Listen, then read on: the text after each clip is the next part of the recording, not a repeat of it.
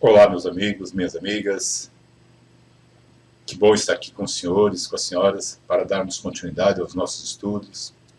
Faz um tempo que eu não falo com vocês, mas hoje estou feliz, porque mesmo nesse ambiente virtual, podemos hoje trocar uma ideia sobre os ensinamentos do Cristo, sobre tudo aquilo que a doutrina nos traz. Nós estamos no curso de Estudos Espíritas e Educação Mediúnica, do módulo 2, da Associação Espírita Seara de Jesus. Hoje é a nossa 14ª aula e nós vamos falar da lei de destruição. Ela está dividida em 3 partes. Na parte A falaremos sobre destruição necessária e abusiva, flagelo dos destruidores.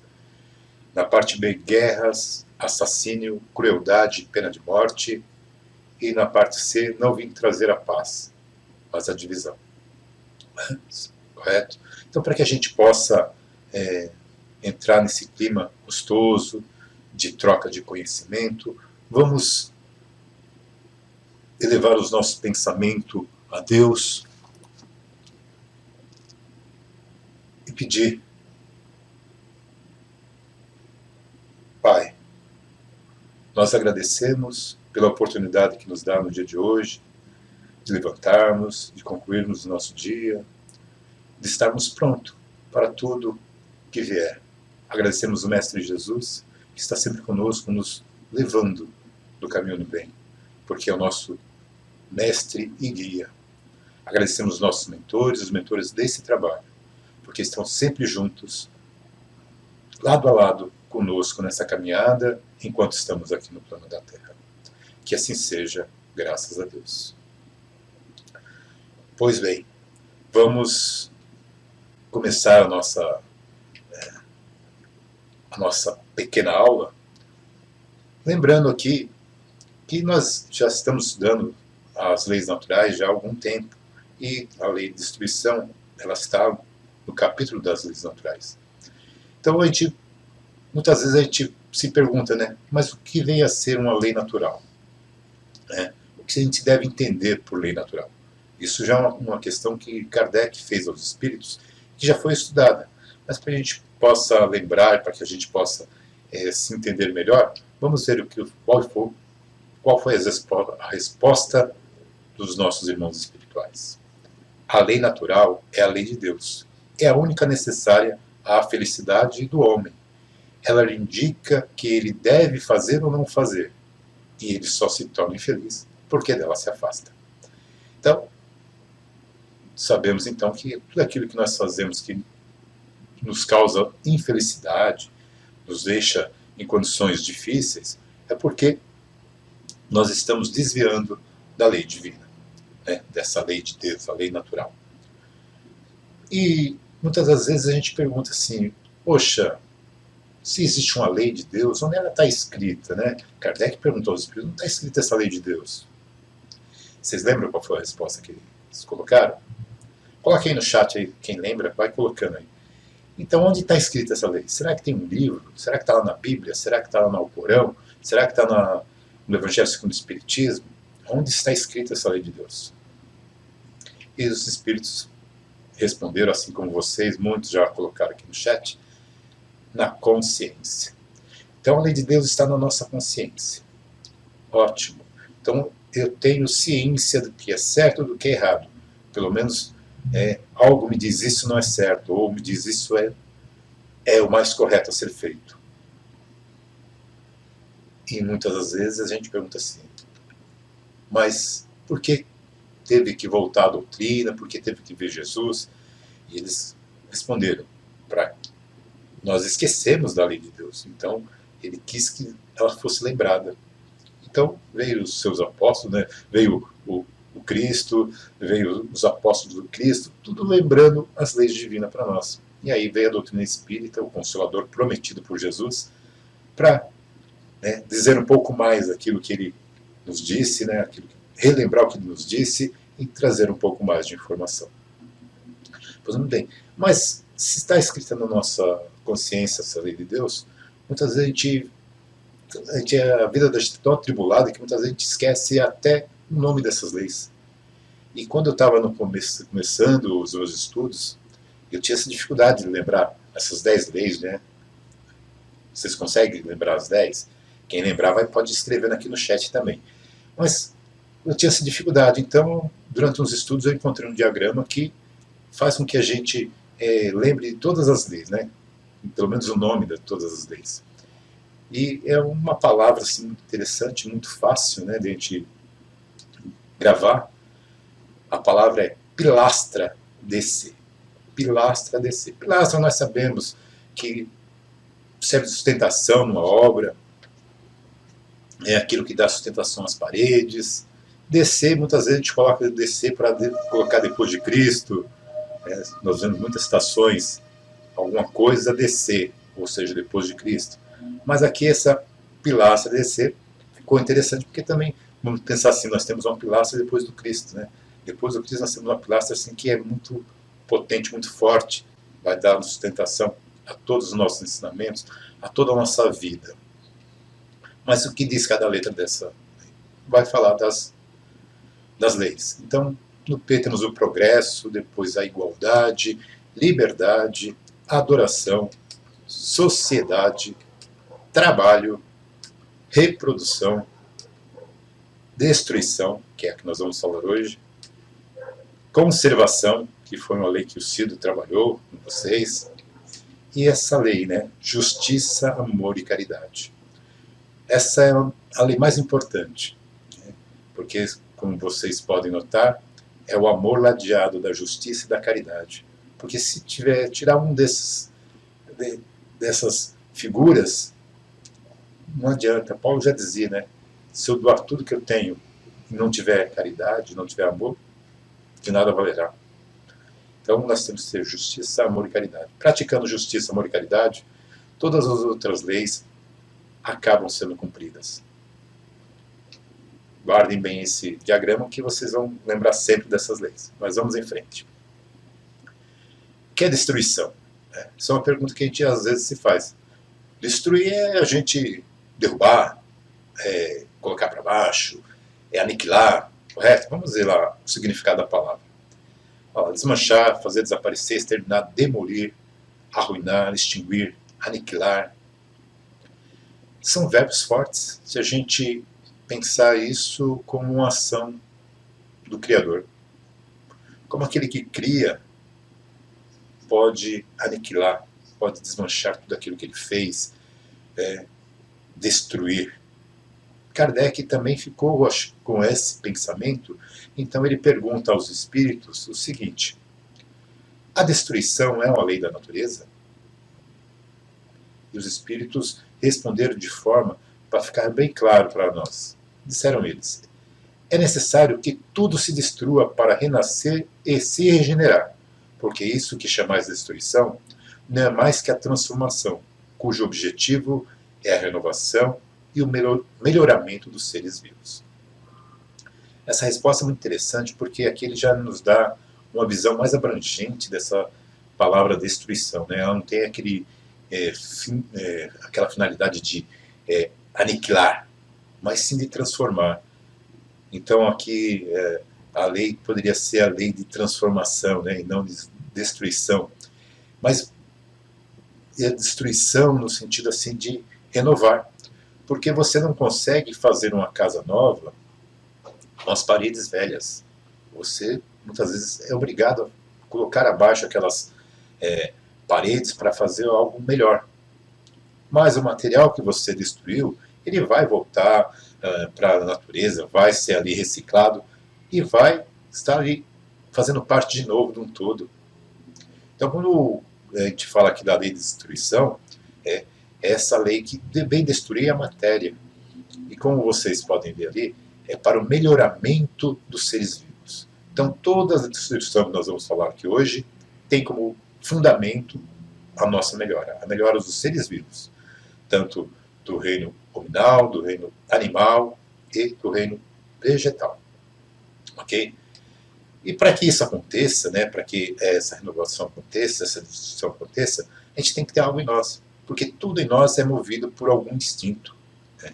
Nós lá, quando estávamos estagiando no reino animal, foi onde nós adquirimos nossos instintos. E o instinto que nós adquirimos para a destruição é justamente o instinto de destruição. E Kardec pergunta se o instinto de destruição teria sido dado aos seres vivos com fins providenciais. E nós sabemos, né, que tudo aquilo que Deus nos dá tem um fim, tem um propósito. E eles responderam o seguinte: as criaturas de Deus são os instrumentos que ele se serve para atingir os seus fins. Para se nutrirem, os seres vivos se destroem entre si, e isto com um duplo objetivo, de manter o equilíbrio da reprodução, que poderia tornar-se excessiva, e de utilizar os restos do invólucro exterior. Mas é apenas o invólucro que é destruído. E este não é mais que um acessório, não é parte essencial do ser pensante. O ser pensante é o princípio inteligente, indestrutível, que se elabora e se transforma pelas metamorfoses que passa, né, durante as reencarnações que nós vamos ter.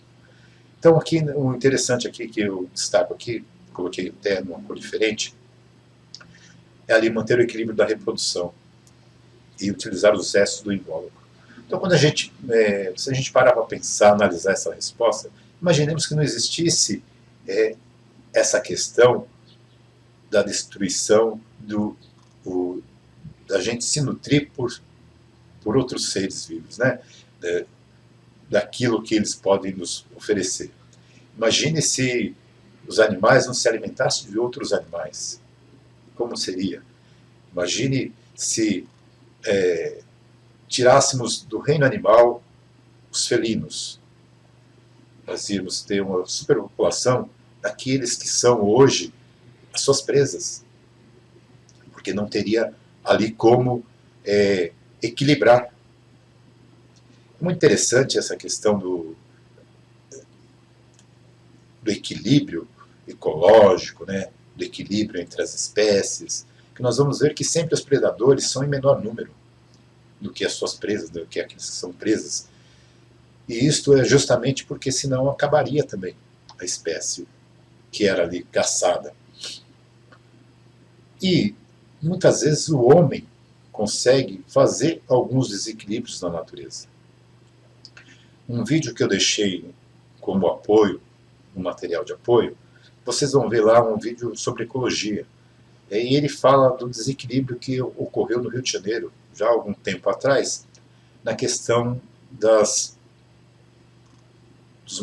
macaquinhos chamados saguins, que veio lá do Nordeste, trouxeram para o Rio de Janeiro, né, de forma ilegal, né, trouxeram esses animais, e eles começaram ali a ser tratados pelas pessoas, eles são animais muito dóceis, né, não fogem do ser humano, e começaram a alimentar. Como eles não têm aquele animal que seria ali, que iria fazê-lo presas, né, não tem o seu predador natural naquele ambiente, e também ali tem fartura de alimento, as famílias começaram a dar muito mais cria do que acontece lá no Nordeste, onde tem um problema de seca e tudo mais. E hoje a superpopulação desses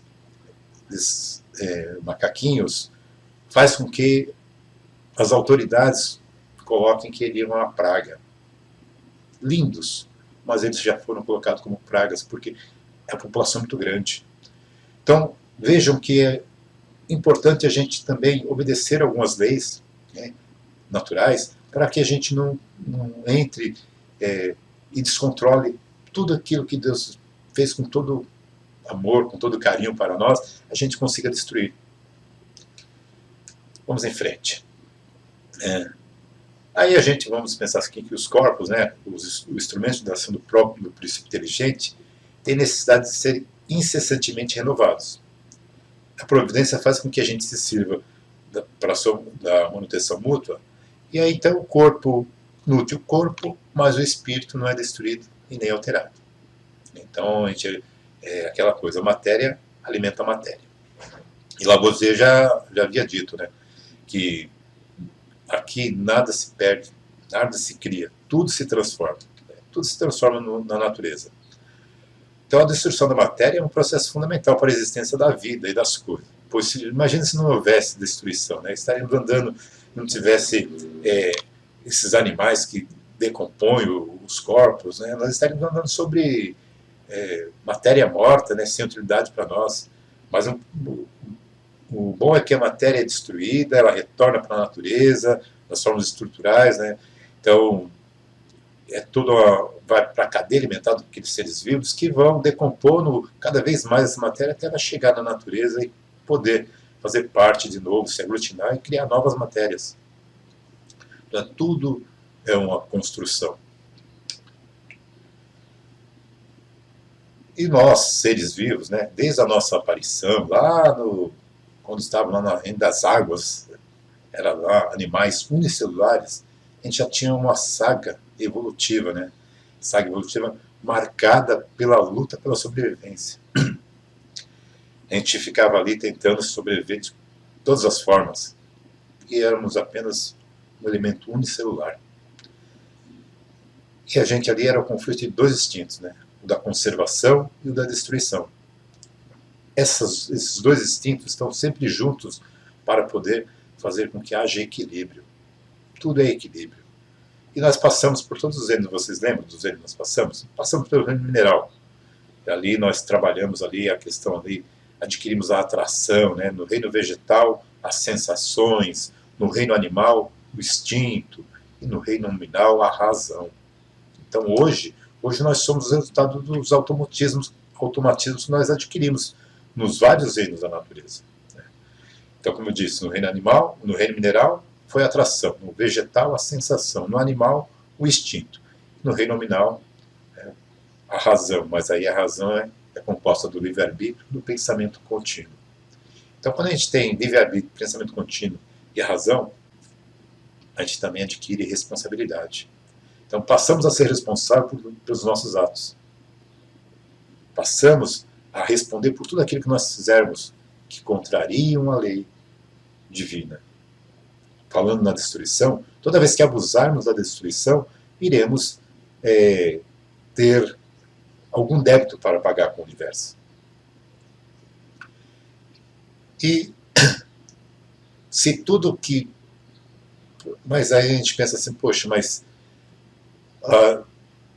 a destruição não é necessária para a evolução das espécies? Ótimo. Então, se a gente tira a vida de um ser, de um animal, a gente está ajudando ele no processo. E por que a gente teme a morte? Aí a gente tem que parar e pensar. Se a gente tira a vida de um animal para o alimento, ótimo, ainda é válido.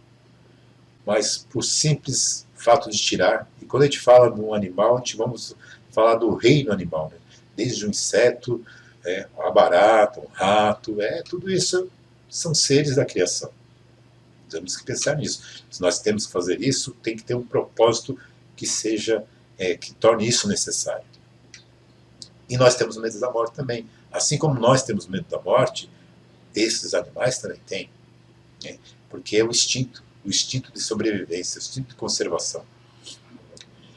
Mas ele não deveria temer a morte. Nós que somos seres humanos não devemos temer a morte.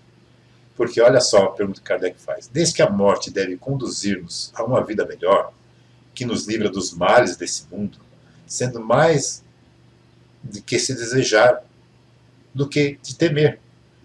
Porque o homem tem por ela um horror instintivo e a torna motivo de apreensão. Por que quem tem medo da morte, se ela vai nos levar para um lugar melhor? E aí eles falam, já dissemos, o homem deve procurar prolongar a sua vida para cumprir a sua tarefa. Foi por isso que Deus deu o instinto de conservação. E esse instinto o sustenta nas suas provas. Sem isso, muito frequentemente, ele se entregaria ao desânimo. A voz secreta que o faz repelir a morte lhe diz que ainda pode fazer alguma coisa pelo seu adiantamento. Veja que Deus bom, né? Nos colocou esse instinto para que a gente possa conservar a nossa vida. Ah, mas tem gente que não tem medo da morte? Tem, mas não quer morrer. Ninguém quer morrer. E afinal de contas a gente vai morrer, né? Queremos desencarnar no dia que está ali previsto do nosso desencarne. Nós não sabemos se será hoje, se será amanhã, quando será. Mas esperamos, eu pelo menos espero que seja muito, muito, muito, muito, muito distante do dia de hoje. né? Não que eu tenha medo da morte, mas eu gosto muito da vida. Não é verdade? Vamos lá, gente. Aí Kardec pergunta se a necessidade de destruição é a mesma em todos os mundos. Será que nos planetas mais adiantados, né, nos mundos mais adiantados, é necessária a destruição como é aqui na Terra? A destruição para a alimentação, a destruição para a vestimenta, porque ainda hoje existem matança de animais para a construção de casacos, né, de sapatos, tantas vestimentas. Será que isso é necessário em outros mundos? E eles dizem o seguinte: é proporcional ao estado mais ou menos material dos mundos. E desaparece no estado físico e moral mais apurado. Nos mundos mais avançados que o vosso, as condições de existência são muito diferentes. Nós sabemos disso, né? Em mundos felizes, em mundos crísticos, com certeza não há a destruição que há aqui. A lei pode até existir, mas não como há essa destruição. Nesses locais, assim como já aqui, nós temos que pensar na destruição do interior, das coisas ruins que nós temos interior, no nosso interior, para que a gente possa fazer coisas mais belas internamente. A necessidade de destruição existirá sempre entre os homens na Terra? Será que nós sempre teremos necessidade de destruir? E eles respondem: a necessidade de destruição diminui entre os homens à medida que que o espírito supera a matéria. É que por isso que às vezes a gente tem horror, né? A destruição, que quando a gente começa a estudar, a gente fala assim: poxa, não precisava destruir tanto, poderia fazer a coisa preservando. Então isso é como Jesus disse, né? A gente vai conhecendo a verdade e ela vai nos libertando. A gente vai se preparando melhor para poder evoluir, mas sem destruir tanto. Só o necessário nós precisamos destruir. Apenas o necessário. No seu estado atual, o homem tem direito ilimitado de destruição sobre os animais? Acho que a gente nunca deveria ter tido, né? Se um dia tivermos esse direito, não deveríamos. Mas os Espíritos nos respondem o seguinte: esse direito é regulado pela necessidade de prover a sua alimentação e a sua segurança. Ou seja, dizem o seguinte: o homem tem direito ilimitado, não limitado, limitado pela necessidade. Então, se eu tenho necessidade de me alimentar, de prover a minha alimentação, até eu posso destruir um animal para poder manter a minha alimentação, ou então a minha segurança. Hoje nós sabemos que não há necessidade do ser humano se alimentar apenas do animal, se alimentar de carne animal. Não tem necessidade disso. Hoje muito já se pode fazer através de outros processos vegetais, né? Mas nem todo mundo está nessa condição de ser vegetariano, porque isso também, imagine hoje se nós conseguíssemos, falando na questão de equilíbrio, se toda a raça humana se tornasse, no mesmo momento, vegetariana e passasse a não consumir carne de animal. Nós teríamos uma superpopulação de animais que são hoje criadas justamente para o abate, para o consumo humano. Imagine a quantidade de aves, a quantidade de gado, e se você aumenta a quantidade de gado, aumenta a quantidade de aves, você vai ter que ter mais alimento para esses animais. Então, passaríamos a disputar o alimento vegetal com esses nossos irmãos. Então, até para isso existe um equilíbrio. É necessário tempo. Com o tempo a gente vai diminuindo a quantidade de animal e diminuindo a quantidade de consumo dessa mesma carne. E eles concluem o seguinte: o abuso jamais foi um direito. Nós sabemos, os animais só destroem aquilo que necessitam, só matam para suprir a sua fome. Mas o homem ainda é aquele que destrói sem necessidade nenhuma. O homem é aquele que ainda ultrapassa os limites através da caça, simplesmente para ter um troféu, não é verdade? Então Kardec pergunta: que pensar da destruição que ultrapassa os limites da necessidade e da segurança? Da caça, por exemplo. quando não tem por objetivo senão o prazer de destruir sem utilidade. Predominância da bestialidade sobre a natureza espiritual. Infelizmente, nós temos ainda muitos irmãos nessa condição. E é nessa condição que a gente pensa assim, mas não é só aqueles animais de grande porte, não, vamos pensar nos nossos animais mais próximos, os cachorros, os gatos. Quantos irmãos a gente vê pegando aqueles filhotinhos, colocando no saco plástico, jogando no meio da rua, jogando no lixo, vivos, para a morte, apenas para destruir. Qual a necessidade? Nós temos que melhorar ainda. Os povos que levam o excesso, o escrúpulo no tocante à destruição dos animais têm mérito especial? Ou seja, assim, se também a gente não matar para se alimentar, tem algum mérito? E aí a gente lembra, né, da vaca que é sagrada lá na Índia. E também, além da vaca, nós temos ali os atos. Né? Em algum local da Índia, os atos são sagrados, são alimentados pela população, convive junto às crianças. Aí, se a gente pensar, né, tem ali alimento e até o problema da segurança, porque tendo em vista as doenças que os atos podem transmitir aos seres humanos, se não haveria necessidade ali de não poderia destruir. E se não destrói, será que tem algum escrúpulo nisso tudo? Será que isso é mérito? Aí eles colocam assim, é um excesso. Um sentimento em si mesmo é louvável, mas se torna abusivo cujo mérito acaba neutralizado por abuso de todas as espécies. Eles têm mais temor supersticioso do que verdadeira bondade. Então, não é por bondade, né, que eles colocam aqui, não é por bondade lá que aqueles que não se alimentam de carne na Índia, que tem a vaca como quase um deus, não é por bondade, é por superstição. Então a gente vê naquele local, eles não se alimentam da carne de gado, né, da vaca, mas se alimentam de outras carnes.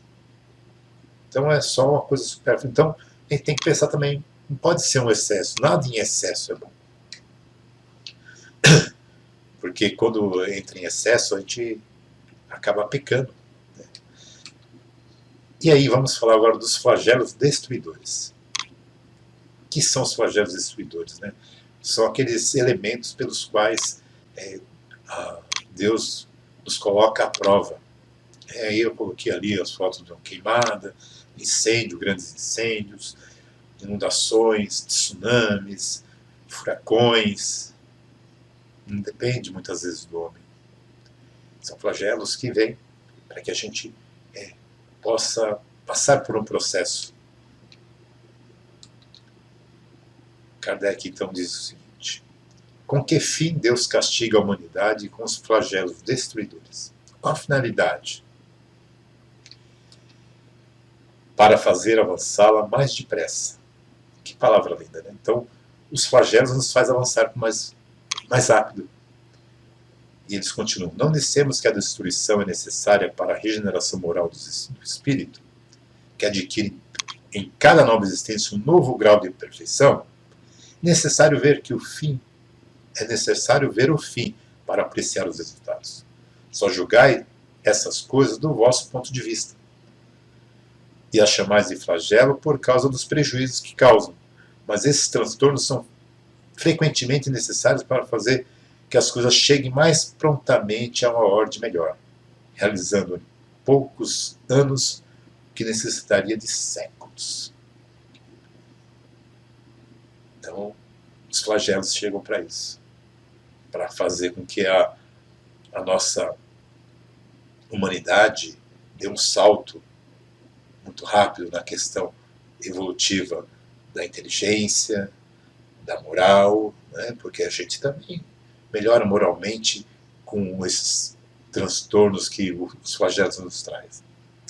Lá na Gênesis, Kardec coloca lá no capítulo 11, item 36, que se nós tivermos, quem tiver a primeira edição, tiver com a tradução da primeira edição da Gênesis, vai estar no item 34, tá?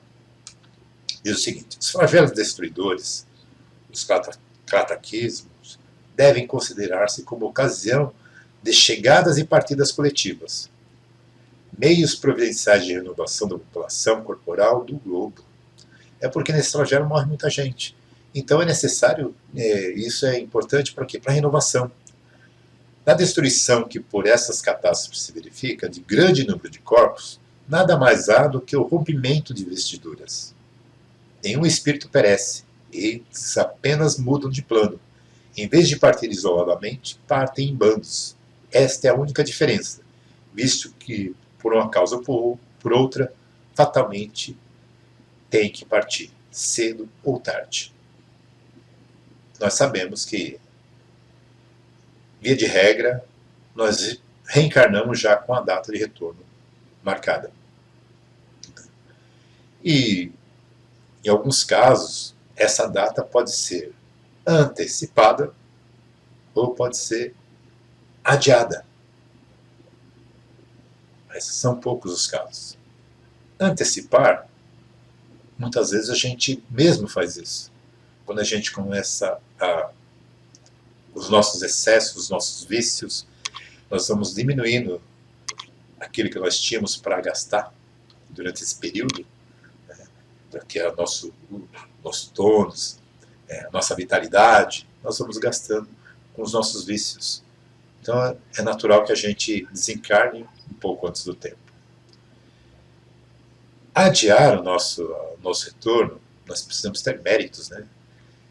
Por exemplo, Divaldo Franco, que completou 95 anos agora, ele diz que ele já está na segunda moratória, que ele já era para ter partido 2 vezes, mas ter o privilégio de continuar na sua obra aqui na Terra. E que bela obra que ele tem ainda muitos anos de vida. A gente sabe que muitos anos já é querer muito, né? Mas 95, que ele chega aos 100, 105, ele tem uma vida longa fazendo o que ele faz muito bem. Mas vamos em frente. Kardec continua então. As renovações rápidas, quase instantâneas, que se produzem no elemento espiritual da população por efeito dos flagelos, apresentam um progresso social. E também é de notar que todas as grandes calamidades que dizimam as populações são sempre seguidas de uma era de progresso de ordem física, intelectual ou moral, e por conseguinte no estado social das nações que as experimentam, é que elas têm por fim operar a remodelação na população espiritual, que é a população normal ativa no planeta Terra. Então, Kardec vem aqui na Gênesis então, nos trazer o porquê que acontece de tempos em tempos algum flagelo destruidor. E aí a gente vai lembrar que nós estamos ainda no meio, já espero que não no meio, mas já saindo de uma pandemia que aí durou 2 anos. Nós tivemos aí milhares e milhares de irmãos que desencarnaram em razão do Covid-19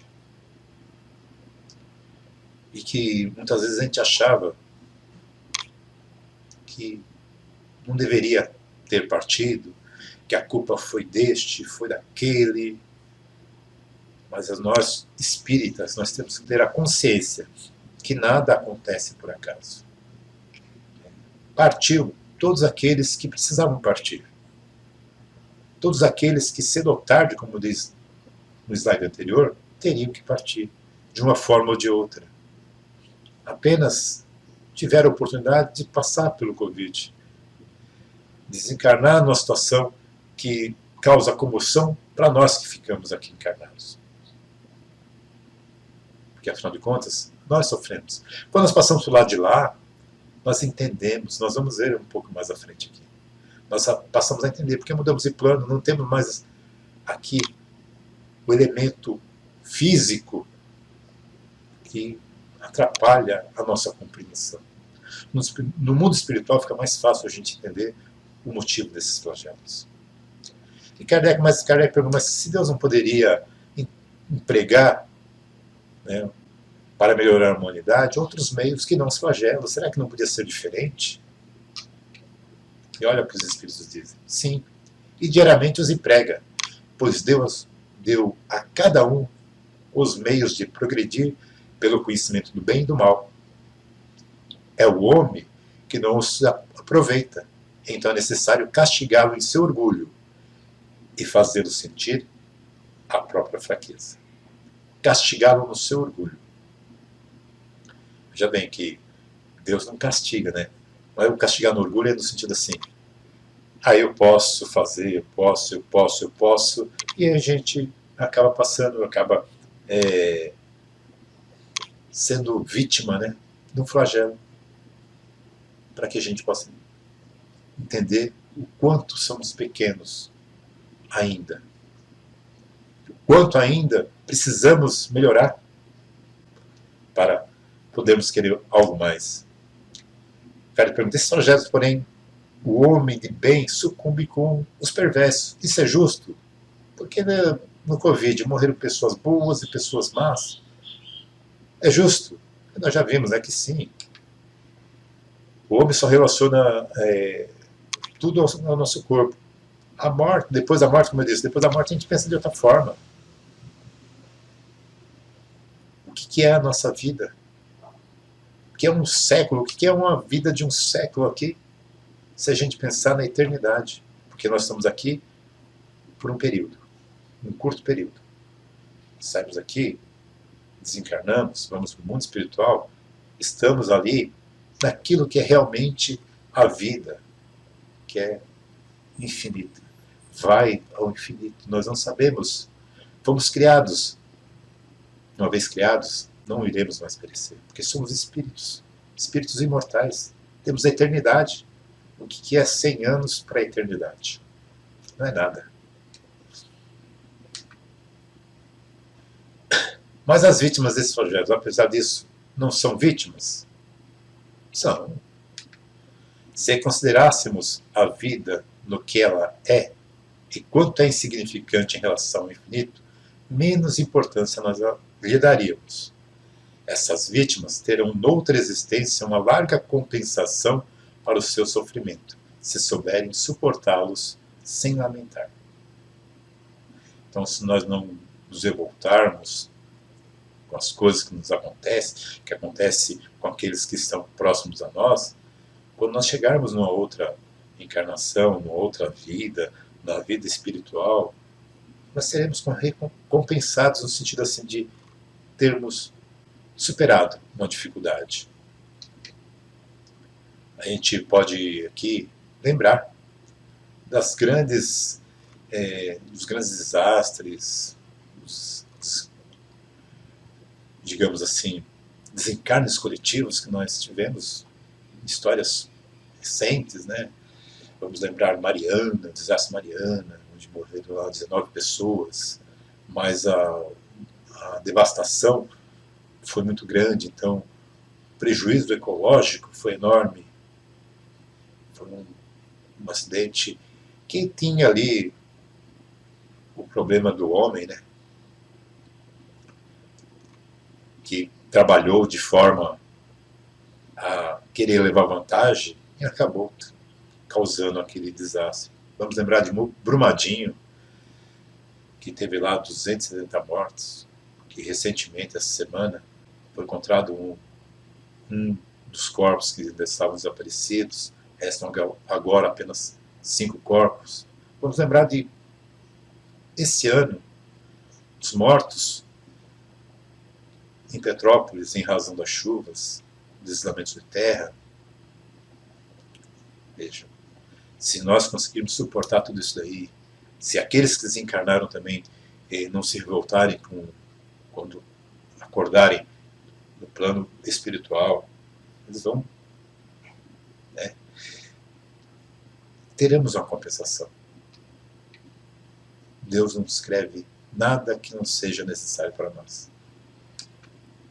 Esses flagelos destruidores têm utilidade do ponto de vista físico, tirando os males que eles estão causando? Sim, eles modificam algumas vezes o estado e a região, mas o bem deles, que deles resulta, só é geralmente sentido pelas gerações futuras.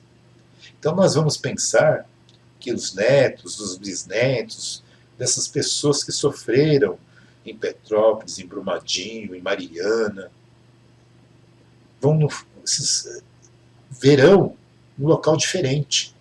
Porque é natural que o homem que está ali cobre das autoridades uma melhora naquele local. Ou ele mesmo faça com que aquele local se melhore. Então, tudo tem algo envolvido ali. E também uma prova moral. Kardec pergunta, não seria igualmente provas morais para o homem, pondo às voltas com a necessidade mais dura? Os flagelos são provas que proporcionam ao homem a ocasião de exercitar a inteligência, de mostrar sua capacidade, sua paciência e sua resignação ante a vontade de Deus. Ao mesmo tempo, lhe permitem desenvolver os sentimentos de abnegação, de desinteresse próprio e de amor ao próximo, se ele não for dominado pelo egoísmo. Então nós notamos que nessas catástrofes a ajuda humanitária é muito grande. As pessoas saem dos seus locais de trabalho, saem dos seus estados e vão lá ajudar, como aconteceu em Brumadinho, como aconteceu em Mariana. Mas em contrapartida nós ainda notamos pessoas saqueando casas que estão ali, as pessoas foram retiradas e as pessoas aproveitam que a casa está vazia para saquear. É muito difícil isso. Mas ainda bem que esses que fazem o saque são a minoria. São a minoria. É dado ao homem conjurar os flagelos que o afligem? Ou seja, será que nós podemos nos prevenir desses flagelos de alguma forma? Sim, em parte, mas não como geralmente se pensa. Muitos flagelos são as consequências de sua própria imprevidência. Mariana, Brumadinho, até mesmo nos deslizamentos, tem ali um pouco de imprevidência. À medida que ele adquire conhecimento e experiência, pode conjurá-los, quer dizer, preveni-los, se souber pesquisar as causas. Mas entre os males que afligem a humanidade, há os que são de natureza geral, que pertencem aos desígnios da providência. Destes, cada indivíduo recebe em menor ou maior proporção a parte que lhe cabe, não sendo possível por nada mais que a resignação à vontade de Deus. Mas ainda, esses males geralmente são agravados pela indolência do homem. Então vejam que nós podemos prevenir. Basta a gente lembrar que no Japão nós temos ali prédios foram construídos anti-terremotos, porque é um país que vive tendo tremores de terra, então os prédios lá têm elementos, que fazem a sustentação mesmo durante os abalos. Tem amortecedores que conseguem fazer com que as construções não desabem. E mais recentemente eles começaram a construir muros anti-tsunamis na área da costa litorânea, enormes muros para evitar o que aquele fato que aconteceu, que nós chegamos a ver, pelas imagens da água atravessando e levando tudo que vinha pela frente. Eles estão construindo um muro enorme para diminuir o prejuízo humano, o prejuízo material. Então nós conseguimos. Mas aquilo que tivermos que passar, iremos passar. Não tem como. E veja, nós falamos, que depois de todo uma catástrofe, de todo um flagelo destruidor, vem sempre um período que a gente tem de renovação e tudo mais. Nós estamos saindo de uma pandemia e começamos a chegar, temos uma guerra em andamento. Kardec pergunta, qual a causa que leva o homem à guerra? Por que será que esses países estão guerreando? predominância da natureza animal sobre a espiritual e a satisfação das paixões. Simples assim. Então, sempre que nós vemos dois países, duas nações em guerra, podemos ter certeza que está ali a satisfação das paixões e a natureza animal que está sobrepondo a espiritual. Já foi muito pior. Hoje, as guerras já são menores, né? Menor quantidade, elas já são guerras mais humanitárias. Fala guerra humanitária, sim, mas hoje as guerras são mais humanitárias. Graças ao homem que foi se melhorando com o tempo, foi perdendo essa natureza animal, foi adquirindo mais a natureza espiritual, só que não é igual para todos, e a natureza não dá saltos, é tudo a seu tempo, cada um ao seu tempo. Kardec pergunta então, e a guerra desaparecerá um dia da face da Terra? Sim, quando os homens compreenderem a justiça e praticarem a lei de Deus, então todos os povos serão irmãos. Um dia nós chegaremos lá. Ainda em guerras, a gente vai dizer que elas são processos temporários, que toda a humanidade se utiliza para mostrar o poder, o egoísmo, as vaidades, satisfazendo as vaidades, o orgulho. É a violência dos homens, a guerra e a violência dos homens sempre existiram, desde os primeiros homens na Terra. Ali a gente tem notícias, né, das lutas tribais, dos exércitos que dizimavam outros exércitos, que ocorreram em todos os tempos. Como eu disse, antes era com maior intensidade, agora já é casos isolados. A tolerância hoje é maior. E quando ainda temos a necessidade de fazer hoje, fazemos de forma mais amena. Se a gente pensar a guerra que nós temos hoje na região da Ucrânia, se fossem há 40 anos atrás, seria muito mais cruel do que está sendo agora. O assassínio, né, é um crime aos olhos de Deus. Você matar uma pessoa, matar um ser vivente, é crime. Isso não tem o que dizer, né? Sim, um grande crime, pois aquele que tira a vida de um semelhante interrompe uma vida de expiação ou de missão. E nisso está o mal. Então aqui nós falamos do assassínio, de tirar a vida do ser humano. Quando você tira a vida de um ser humano, é um crime. Não importa onde, é um crime. Mas interessante que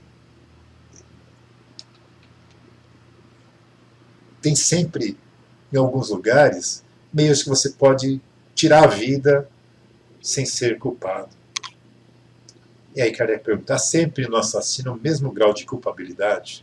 Será que não importa como eu assassino ou por que eu assassino? A culpa vai ser a mesma? E eles colocam, já dissemos, Deus é justo e julga mais a intenção do que o fato. E aí, vou fazer uma comparação aqui, para fins didáticos, sem querer polemizar, mas vamos pensar assim.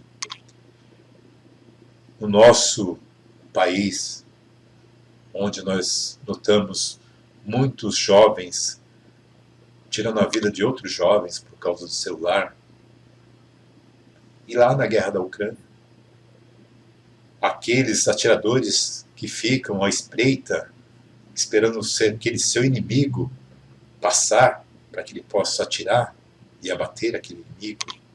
Quem tem mais culpa nisso tudo? Olha só a resposta que os irmãos nos dão. Deus é justo, julga mais a intenção do que o fato. Aí vamos analisar essas duas questões. Imagine que aquele jovem que estava ali para assaltar o outro jovem por causa do celular, que tinha uma arma, estava com uma arma, ele não tinha intenção de atirar naquele jovem. Ele só queria o celular. Mas por imperícia, por imprudência, acabou disparando e matando aquele jovem. Ele tem uma culpa, sim. Aquele irmão que está lá, espreita, esperando o seu inimigo passar, que atira, que quer abater, quem é que tem mais intenção? Agora vamos inverter. O jovem mata para roubar. Ele tinha intenção de matar e queria matar para poder pegar aquilo que não lhe pertence.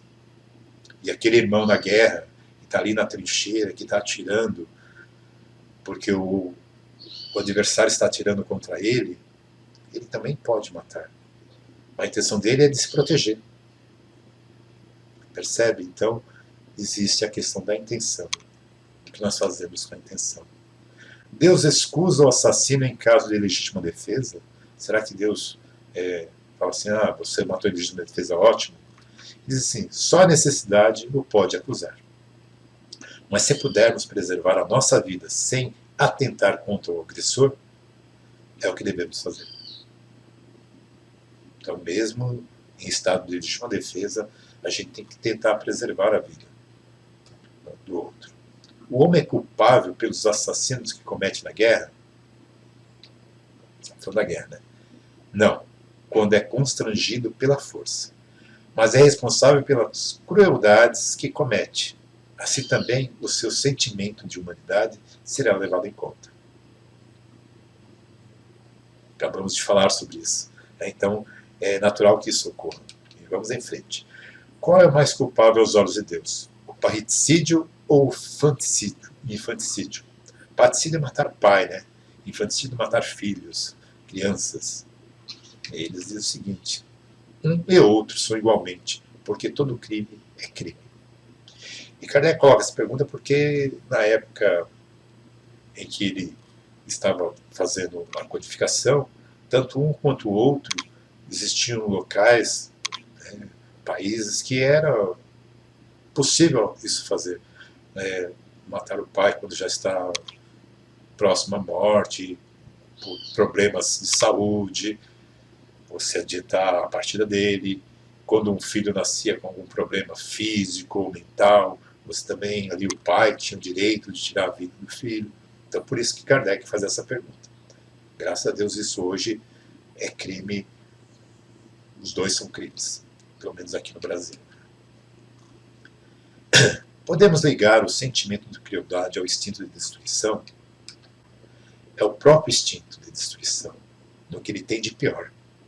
Então, quando a gente é cruel com um outro ser, é o nosso pior instinto que está ali presente, né? A sua essência, pior, a coisa pior que tem. Porque, como eles dizem, né? A destruição é às vezes necessária, a crueldade jamais. Nós podemos, muitas vezes, ter a necessidade de destruir um outro ser vivente, mas nós não precisamos fazer isso com crueldade. A crueldade não decorre da falta de senso moral. Eles dizem que o senso moral não está desenvolvido, mas não é que está ausente. A falta de senso moral só não está desenvolvida, mas ele existe, ele está em nós, né? O princípio está em nós. Nós é que temos que trabalhar esse senso moral, para nos transformarmos em pessoas melhores. E a gente vai trabalhar de que forma? Através dos nossos estudos, através das reflexões que nós vamos fazendo para poder tratar esse nosso senso moral. Porque muitas coisas que até muito pouco tempo atrás a gente admitia, hoje nós já não admitimos mais. Correto? Vamos em frente. Como se explica nas civilizações mais adiantadas, existam criaturas às vezes tão cruéis como selvagens? Como é que isso pode acontecer? Da mesma maneira que numa árvore carregada de bons frutos existam têmporas, ou seja, aqueles frutos ruins. Nós temos pessoas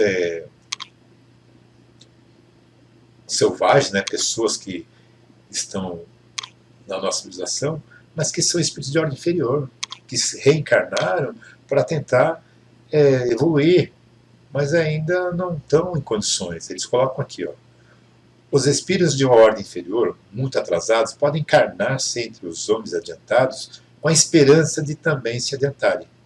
Mas se a prova for muito pesada, a natureza primitiva reage.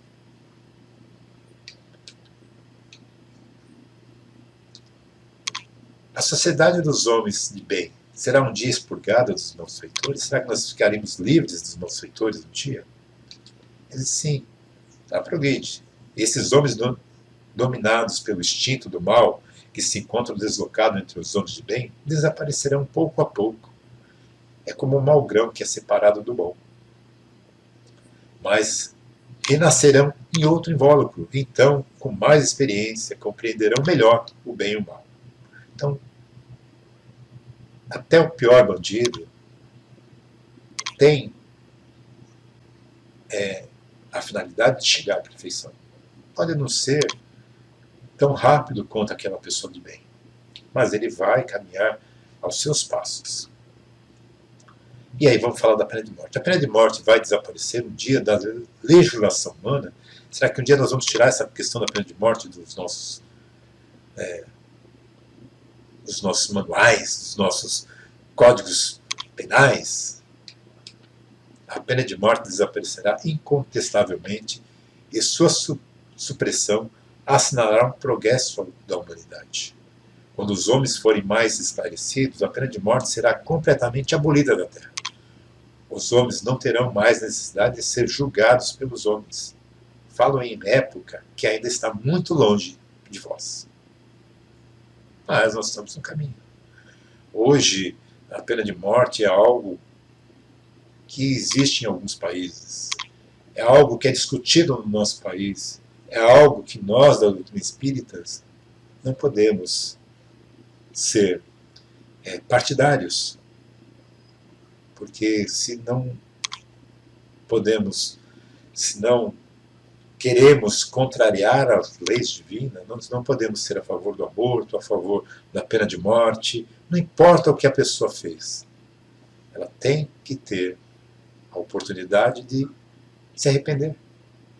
E com a pena de morte nós vamos apenas ser igual, muitas vezes, àquela pessoa.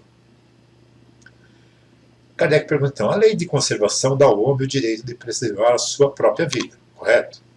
Correto. Não aplica a ele este direito quando elimina da sociedade um membro perigoso? Quando a gente pensar assim, aquele serial killer, ele é preso, será que tirar a vida dessa pessoa, ou condená-la à pena de morte, não é preservar o homem? E ainda diz o seguinte, há outros meios para se preservar do perigo. A gente não tem que fechar as portas para os criminosos.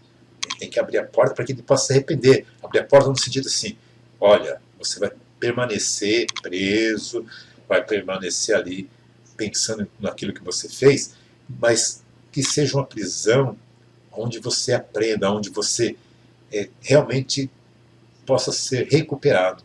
Não as prisões que nós temos no nosso país, que são desumanas. Ah, mas aquele bandido não foi humano quando fez. Mas nós não podemos agir como eles. Lembre que Jesus disse, pagai o mal com o bem, dar a outra face. E o que é dar outra face se não agir de forma diferente? Se a pena de morte pode ser banida das sociedades civilizadas, não foi uma necessidade em tempos menos adiantados? Necessidade não é o termo. O homem sempre julga uma coisa necessária quando não encontra nada melhor. Mas à medida que se esclarece, vai compreendendo melhor o que é justo ou injusto, e repudia os excessos cometidos em tempos de ignorância em nome da justiça. Isso a gente basta a gente lembrar das cruzadas, das caças às bruxas, que hoje nós repudiamos tudo isso daí. E era coisa que era comum naquela época. A restrição dos casos em que se aplica a pena de morte é um índice do progresso da civilização? Ou seja, hoje onde ainda existe pena de morte, são uns casos muito raros para aplicar a pena de morte. Ele sim, pode duvidar disso? Não se revolta o teu espírito lendo o relato de morticínios humanos que antigamente faziam em nome da justiça e frequentemente em honra à divindade? As torturas a que se submetiu o condenado e, mesmo acusado de lhe arrancar a peso e sofrimento as confissões de um crime? Tudo isso hoje a gente repudia. E isso é muito bom. Porque é sinal que nós estamos progredindo. Que nós já não estamos vendo o nosso irmão que está num crime como algo que tem que ser eliminado. Que precisa de ajuda. Mas Jesus disse: quem matar pela espada, perecerá pela espada. Essas palavras não representam a consagração da pena de talião?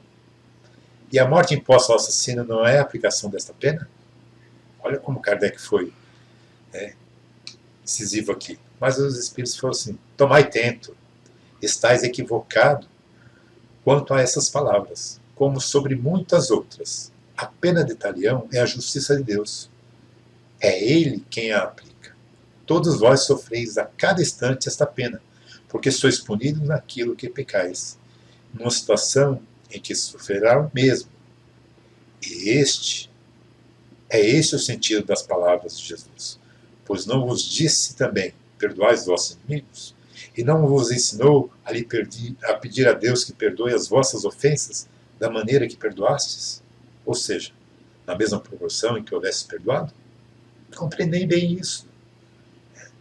Então, nós estamos aqui, quando nós passamos por dificuldades, quando nós passamos por algo de ruim na nossa vida, quem sabe ali nós estamos sendo ali cobrados pela pena de talião. Mas como Deus é bondoso, né, com a mesma...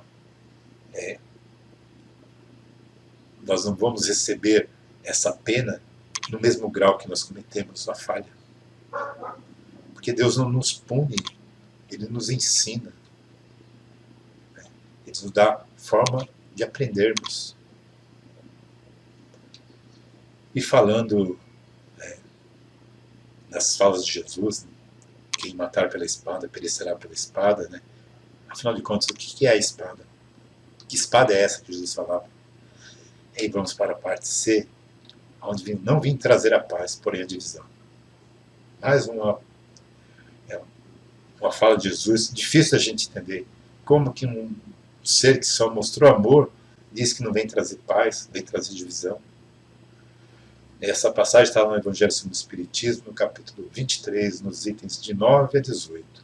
É um capítulo muito interessante porque traz essas passagens que Jesus tem falas que muitas vezes não eram compreendidas, mas pelas pessoas, né? Por aqueles que o seguiam, sim, mas pelas pessoas que estavam mais distantes, muitas vezes não eram bem entendidas. Como essa, não vem trazer a paz pela divisão. Tem lá no mesmo capítulo: quem não odiar pai e mãe não será digno de me seguir. Ora, como odiar pai e mãe? Então, leiam esse capítulo, é muito interessante. Mas vamos a esse tema. Não julgueis que vim trazer paz à terra. Não vim trazer-lhe paz, mas a espada. Porque vim separar o homem contra seu pai, e a sua filha contra sua mãe, e a nora contra sua sogra. E os inimigos do homem serão os seus mesmos domésticos, ou seja, os seus parentes, aqueles que estão na mesma casa, serão inimigos. E aí a gente para e pensa, se a gente trouxermos para os nossos dias, todos nós que estamos na doutrina espírita e não nascemos num berço espírita, ou seja, nossa família não era espírita, nós tivemos dificuldade, muitas vezes tivemos dificuldades de aceitação. Então, na nossa família, muitas vezes houve uma divisão ali. Porque tinha pessoas, digamos, numa família que era evangélica, católica, protestante, e eu quero ser espírita. Então, existe ali uma divisão. Mas qual a importância de tudo isso daí? o que é importante é que essa divisão nos leve a algo bom, nos leve a nos tornarmos pessoas melhores. Se nós estamos dentro da nossa casa, cada um na sua religião, que bom que cada um seja homens de bem, porque homem de bem não importa a religião. Seremos todos filhos de Deus, somos todos filhos de Deus, todos seguimos a um ensinamento de fazer ao próximo aquilo que a gente não quer para nós. Ah, mas o meu parente não acredita em Jesus, é ateu. Ótimo. O eu. Então a divisão ali está bem feita. Você não acredita, mas deixa eu acreditar. A gente conversa, entra no... a paz ali que está sendo maculada, que não está tendo, com o tempo a gente vai adquirindo, mostrando para a pessoa, para aquelas pessoas que não concordam com a nossa visão, que nós podemos se dar bem, cada um com a sua crença. Basta a gente respeitar um ao outro. Mas no começo, sim, foi o que Jesus disse. Ele veio trazer uma doutrina, veio trazer os ensinamentos que não eram aceitos, não seriam aceitos com facilidades, que teriam dificuldades para ser aceitos. Basta a gente lembrar de Paulo, pai de Paulo, né, de Saulo. Então, não aceitou a sua atitude. Mas nem por isso ele deixou de fazer o que tinha que fazer. Em razão do quê? Da doutrina, daquilo que ele acreditava, daquilo que ele passou a acreditar, que ele combateu durante tanto tempo. Então Jesus sabia que ele ia ser desta forma, que somente dessa forma ele conseguiria mostrar a que veio. Era nessas divisões. Os seus apóstolos tinham famílias, mas deixaram as suas famílias para segui-lo. Deixaram as suas famílias para pregar aquilo que ele ensinou. Então é nisso que Jesus diz que não traz a paz, mas a divisão. Mas é uma divisão boa, né, que traz frutos bons. Vamos pensar nisso, meus irmãos. Que a gente possa, já estou aqui me alongando nesta aula, que a gente possa estar na nossa residência com os nossos entes queridos, entendendo-os, mesmo que eles não nos entendam. Ok? Estou deixando aqui duas questões para serem respondidas no Google Sala de Aula. São questões simples. A primeira é: como a lei de destruição pode ajudar no aprimoramento moral dos seres humanos? Respondam com as suas palavras, com aquilo que vocês entendem. E expliquem também a assertiva de Jesus: não vim trazer a paz, mas a espada. Nós acabamos de falar. Mas explique com as suas palavras. Lembre-se, tudo aquilo que você colocar, que você entender, é o melhor para você neste momento. Se a gente está equivocado, se o meu pensamento está equivocado, com o futuro eu vou aprender que estava equivocado e vou modificar. Mas ninguém aqui vai dizer para você se está errado ou está certo. Não, cada um tem o seu tempo. Fiquem todos com Deus e tenham uma ótima semana. Não esqueçam, logo estaremos juntos novamente. Muita paz a todos e que Jesus nos abençoe.